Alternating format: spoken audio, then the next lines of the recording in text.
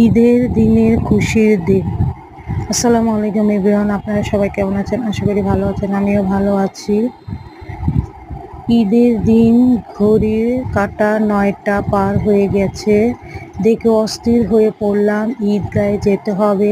তাই তাড়াহুড়ো করে গোসল করে নতুন জামা পরে রওনা হলাম।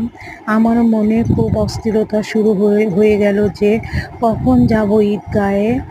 বাড়ি থেকে বের হয়ে কিছু পথ যাওয়ার পর সামনে আমার একজন প্রিয় শিক্ষক দেখতে পেলাম। হুজুরের অনেক সুন্দর একটি জামা পরেছিলেন, খুব সুন্দর লাগছিল হুজুরকে।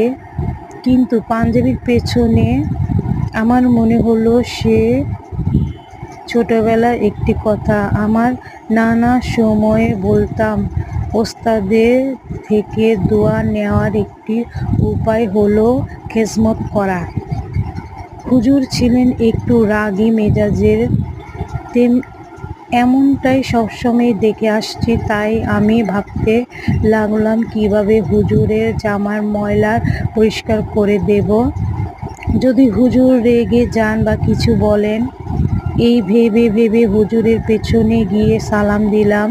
কৌশল বিনিময় হলো। হুজুরের যেমন রাগ ছিল তেমনি দয়ালু ছিল। তাই আমি ভয়ে ভয়ে হুজুরকে বললাম, আপনার পাঞ্জাবিতে কিছু ময়লা লেগে আছে, আমি পরিষ্কার করে দিই। হুজুর বললে, না সমস্যা নেই, আমি নিজেই করে নেব। কিন্তু আমি নাছোড়বান্দা।